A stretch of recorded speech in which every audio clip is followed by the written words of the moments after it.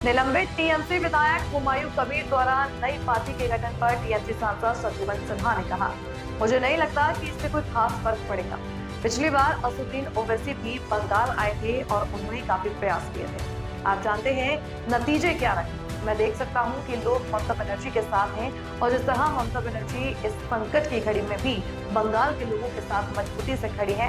एक तरफ केंद्र सरकार ने राज्य सरकार के लगभग 2 लाख करोड़ रुपए रोक रखे हैं और दूसरी तरफ विकसित भारत की बात करती है साथ। और ममता जी इस मुसीबत की घड़ी में जिस तरह से बंगाल के लोगों का साथ दे रही है, उनको कोई कमी महसूस नहीं होने देती। केंद्र ने करीब केंद्र के ऊपर 2 लाख करोड़ रुपया बंगाल का करीब रोक के रखा। मनरेगा का है, डेवलपमेंट का है, आपके किसानों का है, गरीबों का है, और एक तरफ वो कहते हैं विकसित भारत। क्या विकसित भारत हो सकता है सपना साकार उनका अगर बंगाल विकसित न हो, पूर्णतः विकसित न हो? बंगाल को जिस तरह से उन्होंने कोशिश की है, और आते हैं शूट एंड स्कूट पॉलिसी के अंदर हमारे दोस्त माननीय प्रधानमंत्री आते हैं और चले जाते हैं, कोई बात का जवाब नहीं देते हैं। माननीय प्रधानमंत्री पिछले 11 सालों में एक बार भी प्रेस कॉन्फ्रेंस नहीं किया। शायद पूरे विश्व में, खासकर किसी भी लोकतंत्र में, ये पहले प्रधानमंत्री हुए जो 11-12 सालों से इन्होंने कोई प्रेस कॉन्फ्रेंस नहीं किया, किसी बात का जवाब देते नहीं है। अब बंगाल की उस कमी को जो पूरा करें, उनकी आवास योजना का 7,000 मकान, आपको तो पता है। अब आज ही के मीटिंग में हम लोगों ने देखा कि बंगाल की ममता जी ने बांग्ला बाड़ी करके सबको 7,000 मकान जो है वो कमी पूरी। एक एग्जाम्पल दे रहा हूँ, उदाहरण दे रहा हूँ। ऐसे तो कोई स्कीम, चाहे आपका बोई मेला हो, चाहे आसनसोल उत्सव हो, चाहे आसनसोल रूपाश्री योजना हो, वहाँ आपके पास ये कन्याश्री हो, कि आपके पास ये स्वास्थ्य साथी, जितनी योजनाएं हैं, और खासकर महिलाओं के लिए ये, और सबसे पहले बंगाल से शुरू हुई। इन पंक्तियों को ममता जी ने सार्थक किया है।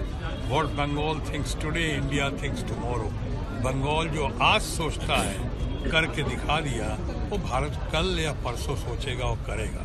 आपने देखा होगा कि स्वास्थ्य साथी से लेके महिलाओं के बारे में इतनी स्कीम्स हुई हैं शुरू, सबसे पहले बंगाल में ही हुई, ममता जी ने किया। तो आज ममता जी जिस तरह से ख्याल रख रही हैं, सुख दुख का भागीदार बनकर लोगों को तकलीफ नहीं होने दे रही हैं और कर रही हैं, वही जानती होंगी, हम ही लोग जानते हैं कि कितनी मुश्किल से वो कर रही होंगी, लेकिन कर रही हैं। और ऊपर से प्रधानमंत्री जी क्या कहते हैं, हमारे मित्र, वो कहते हैं कि ये फंड नहीं किया, वो फंड, अरे आपने अपना फंड, इनका अपना, यानी बंगाल का फंड क्यों रोका, उसका जवाब आप अभी तक देते नहीं है। तो मैं समझता हूँ ये पब्लिक देख रही है, लोगों को पता है, और ममता जी में लोगों का विश्वास है। जो ममता जी जो कहती हैं वो करती हैं, जो करती हैं वही कहती हैं।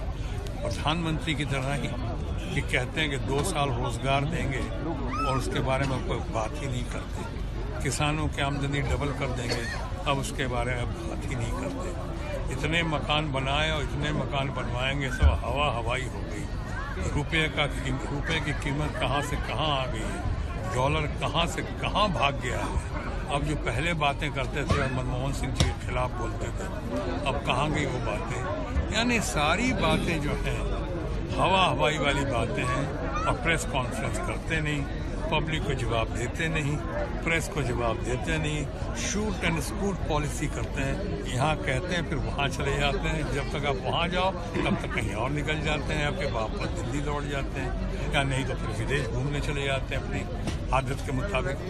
तो इसलिए ये सब बातें हैं, इन बातों पर गौर करना ज़रूरी है। ममता जी बहुत बढ़िया कर रही हैं, ममता जी स्वीप करेंगी, ममता जी को इस बार देखिएगा पिछली बार से भी ज़्यादा सीटें लेके आएंगी, चाहे कोई गतिरोध पैदा करे,